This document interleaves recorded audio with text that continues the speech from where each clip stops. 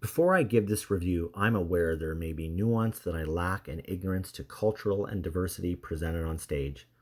I'm a straight white male who was born with privilege, opportunities, as well as only speaking one language, English. The French and the diverse indigenous culture and experiences presented on stage, that there may be ignorance and nuance that was lost on me as I watched the matinee production on May 7th, 2024. I feel vastly underqualified giving this review. I'm learning, growing, and my hope is for a review from an Indigenous and French perspective that I clearly lack. Thank you so much. Hi, everybody. My name is Ezekiel McAdams. I'm a freelance writer and journalist, and I'm here for another Culture Gecko Theatre Reviews.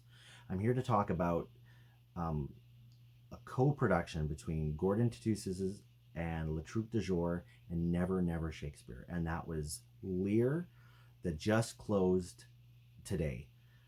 I saw the production a couple of days ago, and it was one of the most unique experiences I've ever seen. I'm not as versed in Lear and the original text as I would like to be. I've read it many years ago. I have seen performances throughout my life in Saskatoon and abroad. And what these three companies did, because not only did they come together, it was also a trilingual production that balanced English, French, and Cree. And it made it such an immersive, exciting, exhilarating experience, because while I'm not versed with the text, I kept thinking to myself, okay, like when they said this, what was the original quote? What was the original monologue or soliloquy? And it made it something different. And this is a work that's been adapted over centuries. There are movies, there are multiple adaptations that take place in different eras. There's different context and different themes that people have reinterpreted King Lear as. And that's why, and at the risk of sounding like a broken record, because I feel like in most of my reviews, whether it's a video or written, I'm gushing about a theater production in Saskatoon, and I'm gushing because the work that's being done throughout this city, throughout this province, because we can't forget Dancing Sky out in Meacham, is simply incredible. And it is really special. And when you have productions like this that are so unique, that are taking themes, texts in this instance, and doing something really different with it, it needs to be celebrated. It needs to have a spotlight put on it, and it needs to get singled out. Simply put, if you weren't able to catch Lear, you really missed out on something really incredible. And you don't have to be a fan of Shakespeare. You don't have to know the work on the back of your hand. You don't have to even be a fan of Lear. You don't have to know French. You don't have to know Cree. You don't have to be a supporter of those theaters. But obviously, it's great if you do. I mean, because they do incredible work. It's not like they only do incredible work when they come together. They've been doing incredible work for decades, all of them. McKay as Lear brought a pathos mixed with comic energy reminiscent of a clown, but ingrained with the sadness and the weight of his kingdom. McKay was able to shuffle every emotion like a deck of cards. Dufresne as Cordelia was commanding in both her sorrow and authority that she so highly sought. Dufresne brought a complete opposite energy as the Fool that showcased a joyous, silly, infectious energy and range that she brought to both.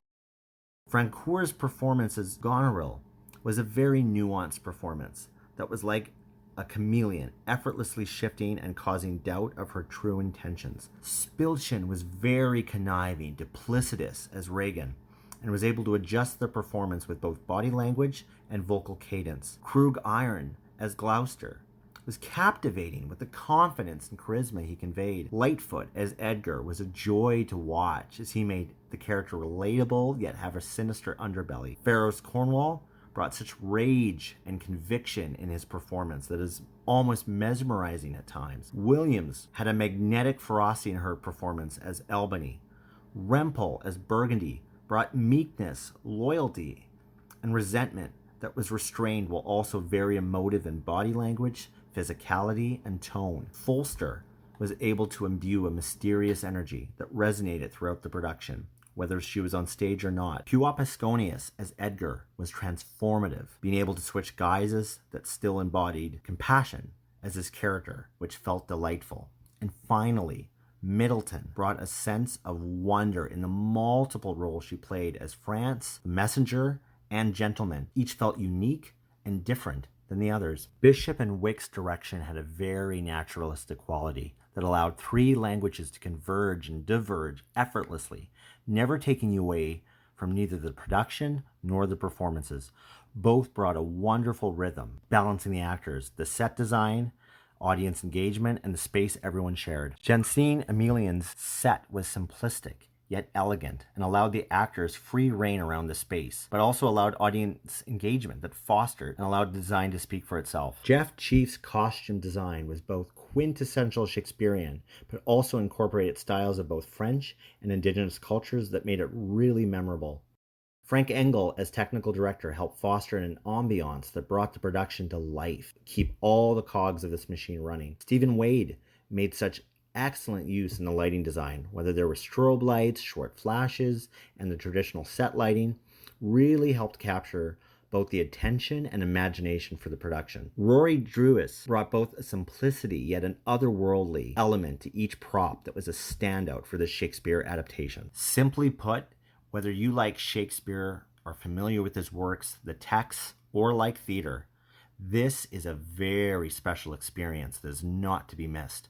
An amalgamation of culture, diversity under the foundation laid by Shakespeare that feels new and worthy of standing among the countless iterations.